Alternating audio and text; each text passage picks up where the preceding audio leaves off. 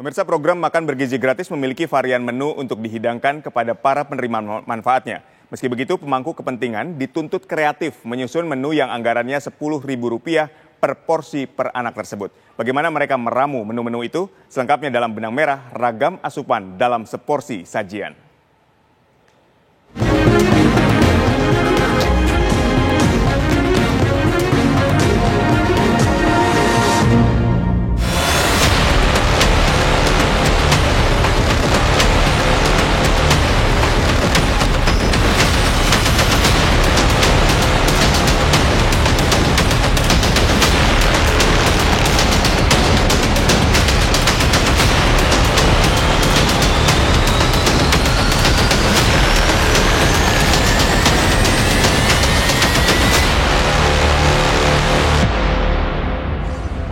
Cita-cita Pak Prabowo, obsesi Pak Prabowo ada untuk berikan makanan gratis untuk semua anak-anak di Indonesia dan ditambah nanti ibu-ibu yang sedang hamil di Indonesia.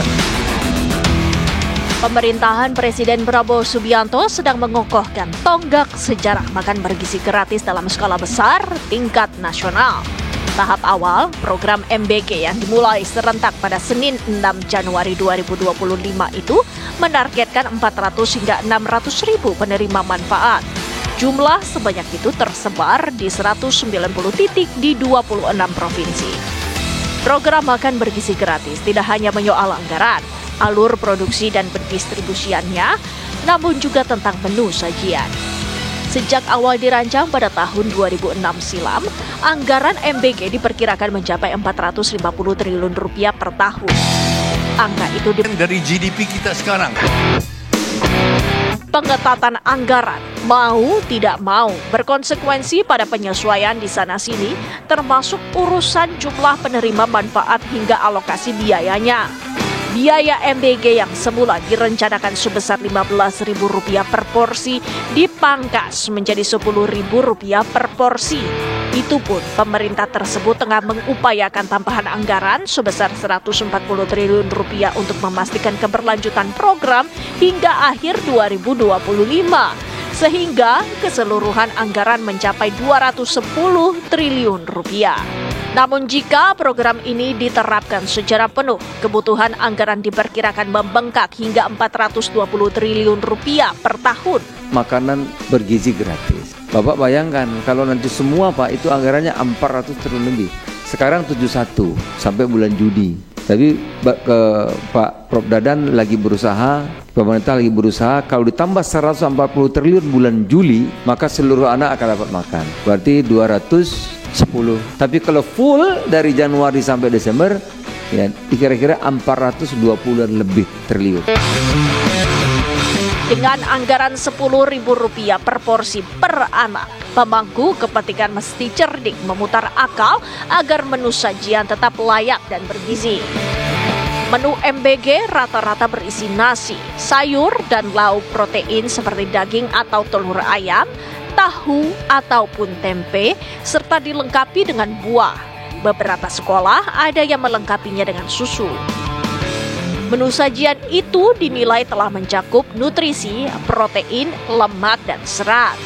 Diketahui hampir setahun sebelum diterapkan, pemerintah telah melakukan serangkaian uji coba makan bergizi gratis di Pulau Jawa.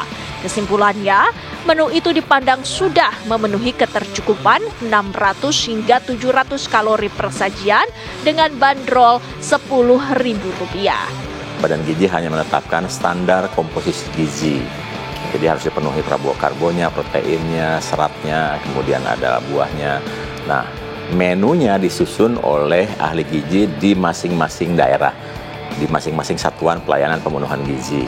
Kenapa harus demikian? Karena menu yang disusun harus tergantung dari sumber daya lokal yang ada, termasuk kesukaan masing-masing daerah.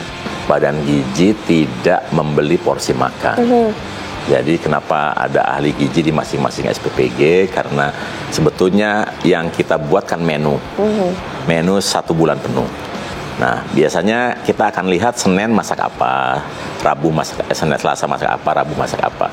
Katakanlah hari Senin seperti tadi misalnya ada bagian menu telur orek dengan timun, dengan buah, kemudian dengan susu.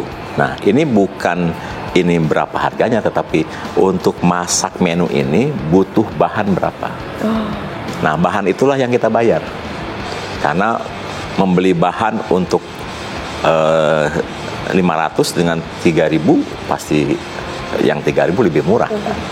Nah, ketika menu yang disajikan seperti itu, apalagi misalnya menunya orek telur yang murah, maka menu susu bisa dimasukkan. Tapi ketika kita nanti memasak daging sapi yang indeksnya akan naik, maka susu mungkin tidak diberikan pada saat itu.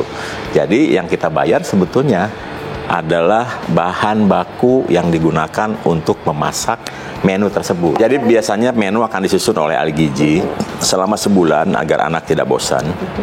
Kemudian diberikan pelayanan kepada penerima manfaat. Nah, nanti setelah dilakukan pelayanan, yang ahli gizi ini harus mendapatkan feedback. Ya, mana yang menu yang tidak disukai, mana menu yang disukai, termasuk adakah kebutuhan khusus dari anak-anak yang menerima manfaat ini.